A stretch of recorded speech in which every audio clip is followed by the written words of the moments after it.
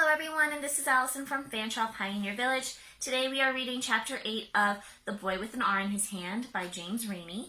This chapter is called Alec's Journal. New Year's Day, 1826.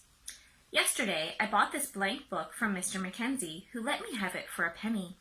He says that we should write down what happens to you, or else you will forget the life you lived. And that would be to live like a dog or a cat. I am sitting by the fire in Uncle John's kitchen writing this. The wind is howling, a terrible blizzard of snow outside.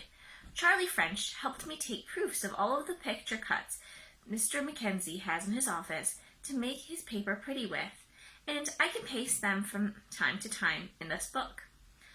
Now, this is a very fearsome picture of a lion's head. They put it in the paper when they are advertising for an apprentice.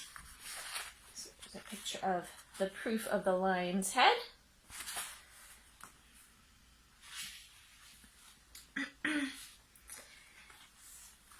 When they're looking for an apprentice boy who has run away from his master, as one-eyed Clem did from Mr. Duro, the hat maker on King Street.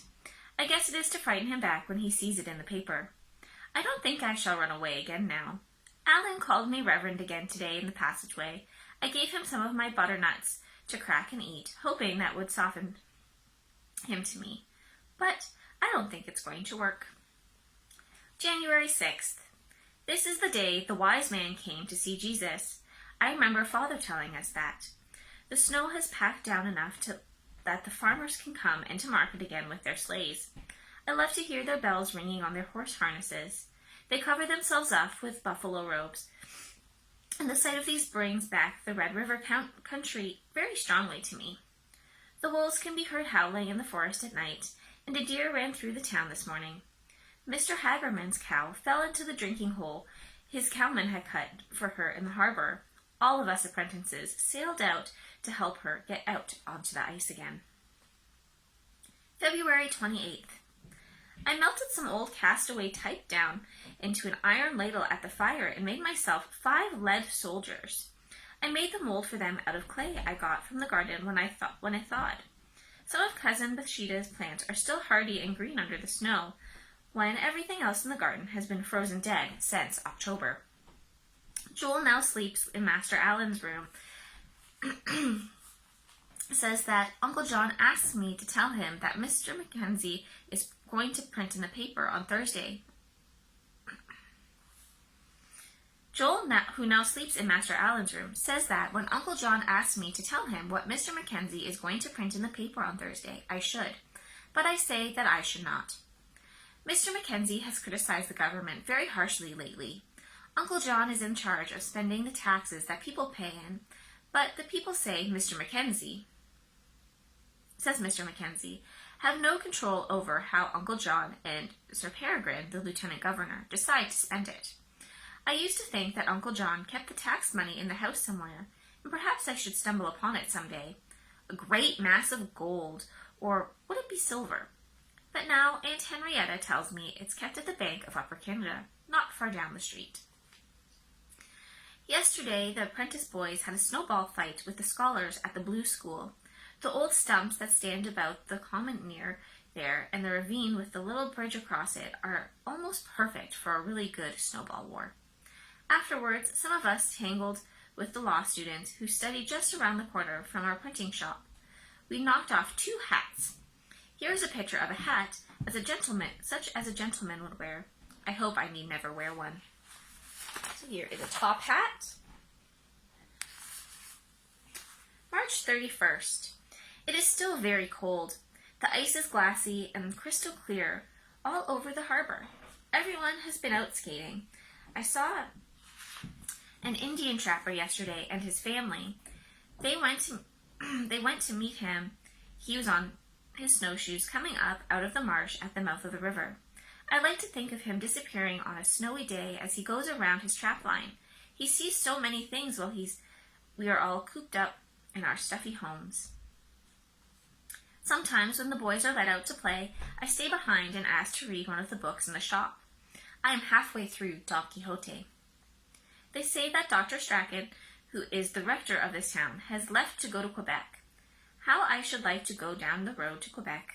It's very funny, but you notice the difference when he is away. He is so strong.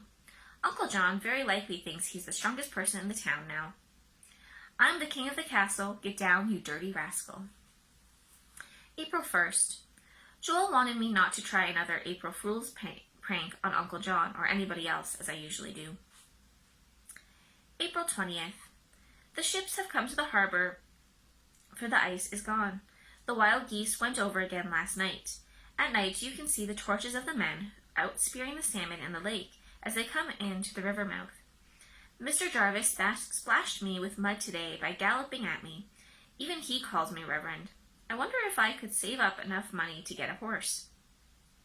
I usually get to work through all of the mud by working my way along the fences like Lady Catherine's monkey. Whenever there is a lost horse or mare, Mr. Leavenworth has this picture put in the paper. I think this horse would not splash me. And there's a picture of the horse. And remember, all of these little pictures are examples of what woodcuts would have been used to make icons and things in the newspaper for Mr. Mackenzie. May 1st. Uncle John has had printed at the other printing office a little book attacking Mr. Mackenzie. I guess he's angry because Mr. Mackenzie is always writing about how Uncle John and his friends govern Upper Canada for themselves and not for the good of the people. Uncle John, in his little book, laughs at Mr. Mackenzie's old mother, who lives with him. Uncle John had it printed that the only reason he, Uncle John, subscribed to the Colonial Advocate, Mr. Mackenzie's paper, was to help support that poor old lady. What an odd sense of humor Uncle John has. What Uncle John does not know is that we are setting up right now the funniest reply that Mr. Mackenzie is writing to Uncle John's book. This will bring him down a peg or two. Tomorrow I am to go with Charlie French in a wagon to Ancaster and back, and all the subscribers have been warned to pay up if they are to see us, and that we will be going by. The apple trees are just about to come out in the garden.